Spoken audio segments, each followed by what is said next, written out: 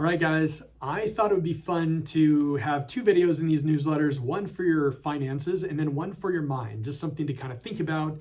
Let me know how you like this format. It's nothing formal, no production quality, really just kind of speaking from the heart on these and sharing with you things that I think are interesting. So this particular one has to do with video games. And I was watching my son play video games over the weekend, and it was one of those things where, as a kid, I remember spending a lot more time outside, a little bit of time on some video games, but most of the time I'm outside, and I'm noticing that my child is spending way more time inside than he is outside. So I'm about to pull the plug and tell him, hey, you got to jump off the video game. Let's go get some fresh air. And, something told me just to kind of wait, pause, get curious whatever his passion is, whatever he's interested in. So I sat there and I watched him, and he's kind of explaining to me how he's playing this game and what he's trying to accomplish with it. And it happened to be one of the Nintendo Mario games, and he's playing it. He's been on this game for quite some time. He's pretty deep into the levels, and he gets to a point where he starts to fail. So he starts to go through it, ends the level, hits an enemy, a boss, falls in a pit, whatever, right? He just can't get through that level. He's doing it over and over and over and over again. And I'm watching his attitude change. It was really excited, super fun. Hey, Dad, check it out. Look at what I'm doing. And then he's moving more into this place of frustration. So his whole mood is shifting, and I'm like, all right, I got to pull the plug on this. Like, if it's not fun, this is what a game is supposed to do. It's supposed to be fun. If it's not fun, we got to just pull the plug and quit. But I started kind of thinking about like how that is true for us, either in business or in life or anything that we end up doing, whether we're trying to lose weight, save money, run a business. We run into these obstacles sometimes where we fight them and we seem like we're getting pulled back, or we can't quite get to that next level. Maybe we can't hit that next weight loss goal. We can't hit that next savings goal for our money.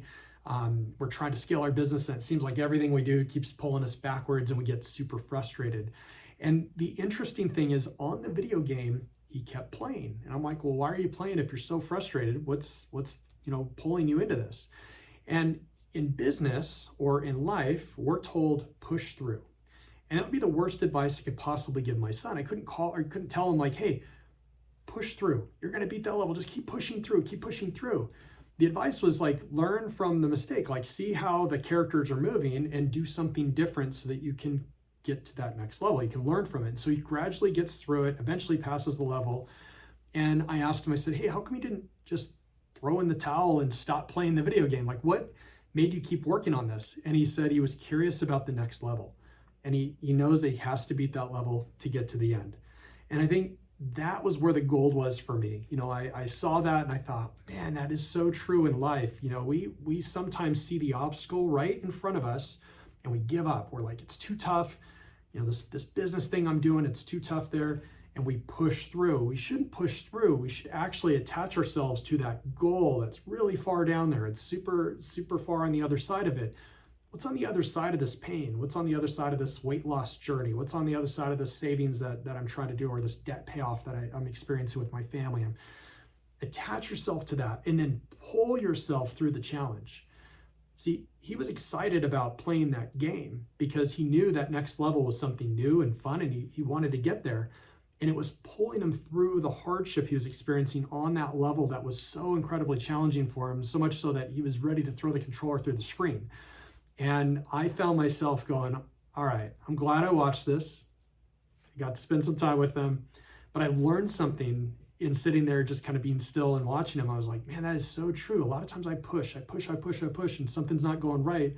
I need to pause for a minute, think about what's on the other side of it, and have that pull me through it. It's a much easier process to get through. It's still going to be challenging, but it's a little more easy, a little bit more engaging to pull through there.